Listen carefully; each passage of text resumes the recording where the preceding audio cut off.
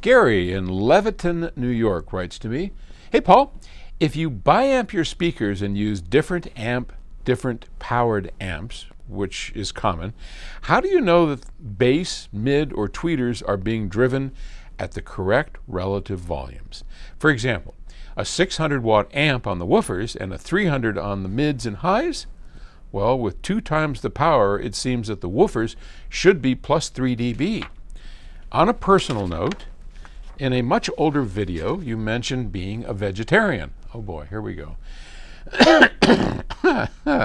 I am a vegetarian as well, and have been since the aforementioned 90s.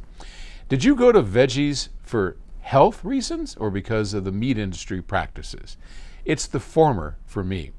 Thanks so very much. If you don't want to answer this, as a vegetarianism can put off some people, don't bother.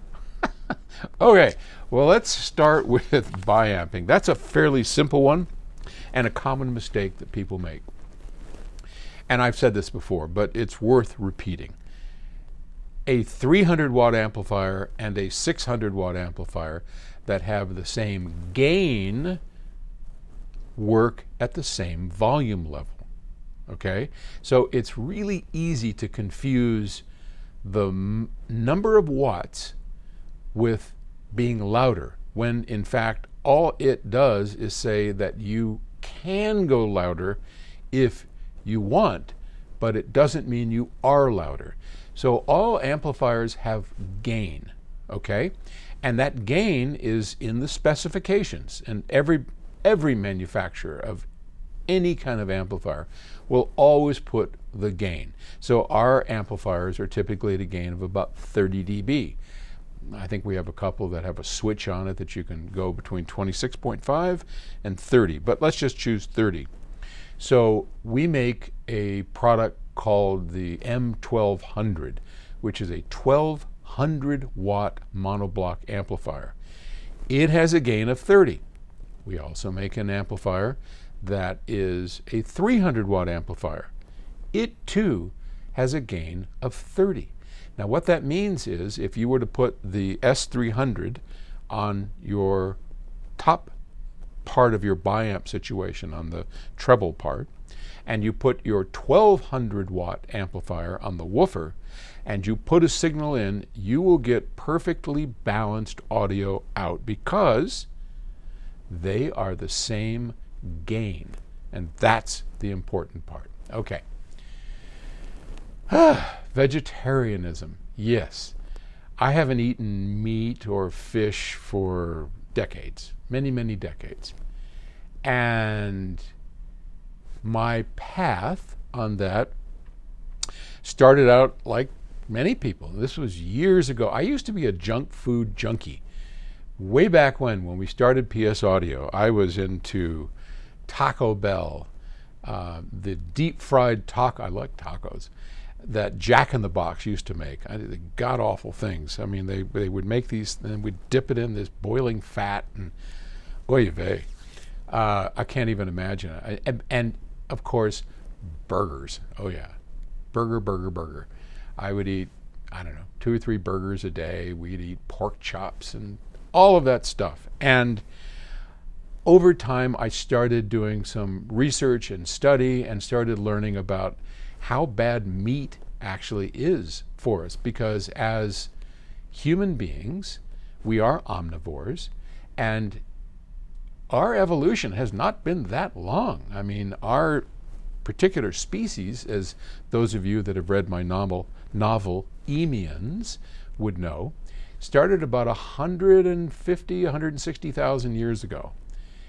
And that's not very long on the evolutionary scale. As we know, people evolve, animals evolve, but that sometimes takes hundreds and hundreds of thousands of years, sometimes millions of years, to evolve from one thing to another. And ours hasn't been that long.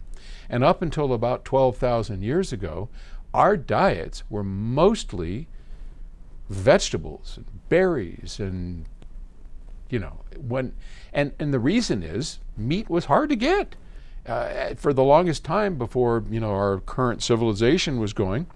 You had to go out and kill something. You had to go out and hunt it down, find a bird, run down an animal. And so meat was a delicacy. Meat was rare. And then even as civilization got going, meat was expensive relative to non-meat items. So we didn't eat a lot of meat.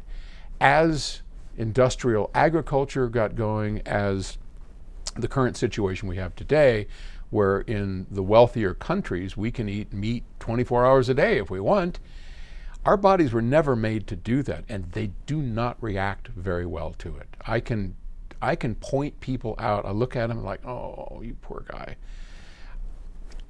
You've just eaten too much meat. You can see it. We start getting decrepit.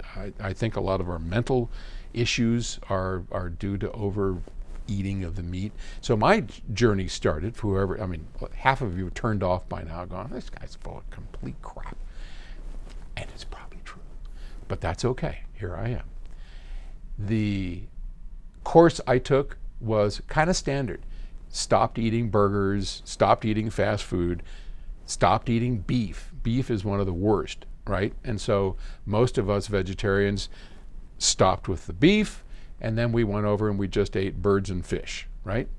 And then over time, you stop eating the birds, and then you're just a pescatarian. You only eat fish and vegetables.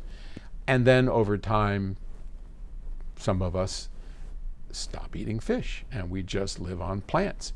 So yeah, I've done that and have never felt better. I've got more energy than most people. I'm coming up on 80 years old here and still going strong. So yeah, I'm a vegetarian, very much committed. No, I can't. And here's the last thing I'll say, and this will really piss everybody off. I could not, throughout my entire life, go out and kill something other than a fish. I never had a big relationship with fish. So in the past, I have killed a fish, caught it, killed it, gutted it, eaten it. I could not do that to an animal. I could not go out and shoot a deer or something and then, I couldn't shoot it. And much, I could never bring myself to gut it, eat it. I just couldn't do it. So to me, it was hypocritical for someone else to do the killing and all the terrible stuff that goes on, and then hand it to me at a supermarket in a package. That, to me, was hypocritical. And I mean, if I can't do it, then I shouldn't, And I see people out there that are hunters, and they're comfortable with it. Great, go for it. I'm not going to be in judgment of you on that. I just don't think that a healthy diet is meat-centric. So if you do eat meat, my only advice to you, just tone it down a bit. Try and make your diet like 80% plant-based, if you can, fruits, plants, and all that, grains, and the other 20% meat, and you'll probably be just fine. All right, enough of a lecture. Thanks for watching. For those of you that hung out, okay, talk to you later. Bye.